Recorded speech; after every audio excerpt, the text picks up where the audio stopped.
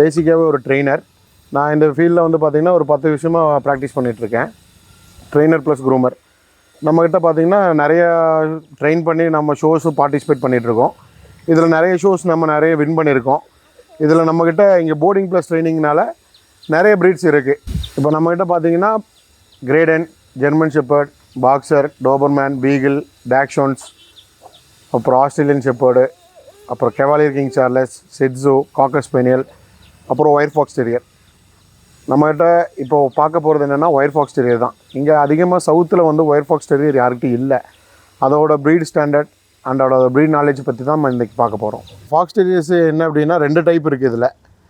இதில் ஒன்று smooth, wire. Smooth almost நிறைய இருக்குது. நம்மகிட்ட இருக்கிற ஒயர் வந்து இப்போ யார்கிட்டையும் இல்லை. இப்போ நம்மக்கிட்ட தான் ஒரு 5 டாக்ஸ் இருக்குது. முடி மேக்ஸிமம் இதில் கொட்டாது. இன்னொன்று ரொம்ப ஃப்ரெண்ட்லியான டாக். இது ரொம்ப ஈஸியாக அடாப்ட் ஆகும், ரொம்ப ஈஸியாக ட்ரெயின் பண்ண முடியும். ஐக்யூ லெவல் கொஞ்சம் இதுக்கு ஜாஸ்தி இருக்கும். பர்டிகுலராக எல்லாத்துக்கும் இது க்ரூமிங் கஷ்டங்கிற ஒரு காரணத்துக்காகவே இந்த ப்ரீடு வந்து அவ்வளோக்கா ஃபேமஸ் ஆகலை. குழந்தைகளுக்கு எல்லாத்துக்குமே அடாப்ட் ஆகும். இன்னொன்று நம்ம வெதர் கண்டிஷனுக்குமே இதோட கோட் எதுவும் பிரச்சனை இருக்காது. நம்ம வைக்கிறதுமே ரொம்ப ஈஸியாக இருக்கும். இது ஸ்டாண்டர்டாக பார்த்தோம் அப்படின்னம்னா 14 to 16 இன்ச்சஸ் வருவாங்க. இதில் வந்து கலர்ஸ் அப்படின்னம்னா ஒயிட்டு, பிளாக்கு, அப்புறம் டேன். இதில் வந்து மிக்ஸ்டு தான் வரும் உங்களுக்கு. பொதுவாக ட்ரை கலர்னு ஒன்று வரும், இன்னொன்று bi colour. Tan and white இருக்கிறது வந்து பை கலர். ட்ரை கலருங்கிறது வந்து ஒயிட் அண்ட் பிளாக்கு, டேனு, இது 3 சேர்ந்த மாதிரி இருக்கும். இன்னொன்று இதோட பாடி வெயிட் பார்த்திங்கன்னா அரௌண்ட் ஒரு 15 kgக்குள்ளே தான் இருக்கும். 12 to 15 தான், மேக்ஸிமம் இருக்காது. இது எங்கே வேணாலும் நம்ம ஈஸியாக ஹேண்ட் கேரி பண்ணலாம். அப்பார்ட்மெண்ட்ஸு அந்த மாதிரி எங்கே வேணாலும் நம்ம வச்சு வளர்த்துறதுக்கு ரொம்ப ஈஸியாக இருக்கும். ரொம்ப ஃப்ரெண்ட்லி டாக் இது. இது இங்கிலாந்து பேஸ் பண்ணி தான் இருந்தது. இது வந்து எதுக்காக பர்டிகுலராக ஒர்க்கிங் அப்படின்னு பார்த்தோம்னா, இந்த இதெல்லாம் இருக்கும் இல்லையா, எலிகள், வயலில் முயல், அதெல்லாம் வேட்டையாடுறதுக்காக தான் யூஸ் பண்ணது. இதுவும் லைட்டாக ஒரு ஹவுண்ட் வெரைட்டி தான். பட் ஆனால் இது டெரியர்னு சொல்லுவோம். ஏன் அப்படின்னா அங்கெல்லாம் பார்த்திங்கன்னா சின்ன நாய்கள் எல்லாருமே வந்து டெரியர் அப்படின்னு சொல்லிடுவாங்க. பொதுவாக டெரியர் அப்படின்னா சின்ன நாய் அப்படிங்கிறதா வரும். ஒயர் ஃபாக்ஸ் அப்படிங்கிறது இதோட முடியை வச்சு சொல்கிறதுக்காக. ஏன்னா இதோட கோட்டு தான் மெயின். இதில் வந்து ஒரு 3 லேயர் கோட் இருக்குது. இந்த கோட் எதுக்காக அப்படின்னா தண்ணியில் போய் பிடிக்கிறதுக்காகவும், அதாவது என்ன சொல்கிறது, இந்த சதுப்பு நில காடுன்னு சொல்லுவாங்க, அந்த மாதிரி இருக்கிற இடத்துலலாம் இது யூஸ் ஆகும். இன்னொன்று அந்த ஃபேஸில் வந்து ஒரு தாடி மாதிரி வைக்கிறதுக்கு ரீசன் என்ன அப்படின்னா, இந்த எலியெல்லாம் பிடிக்க போகும்போது அது திருப்பி அட்டாக் பண்ணும். அப்போ அட்டாக் பண்ணும்போது அதோட மூஞ்சில் எதுவும் அதிகமாக அடிபடாமல் இருக்கிறதுக்காக அந்த ஃபேஸில் அந்த தாடி வழி டைப்பில் இருக்குது. நமக்கு ஒரு பேசிக் ட்ரைனிங் தெரிஞ்சால் போதும். பேசிக்காக நாய் எப்படி வச்சுருக்கணும், அதுக்கு எப்படி என்ன பராமரிக்கணுங்கிறது நமக்கு தெரிஞ்சால் போதும். இதுக்காக ஒரு தனி ட்ரைனிங் அதெல்லாம் எதுவும் தேவை இருக்காது.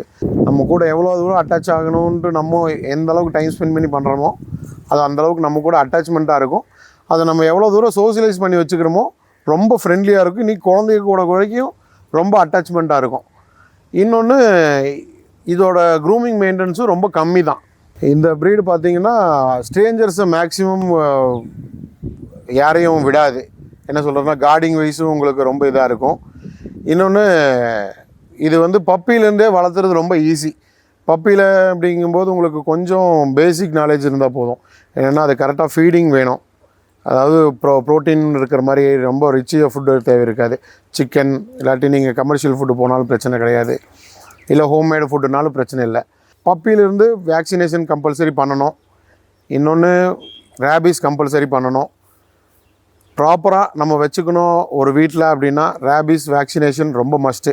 இன்னொன்று பப்பியில் எல்லா டாகுமே ரொம்ப துருத்துருன்னு ஆக்டிவாக தான் இருக்கும். இவங்களும் அதே மாதிரி தான். இன்னொன்று டெரியருங்கும்போது ரொம்பவே சுட்டித்தனம் ஜாஸ்தி இருக்கும்.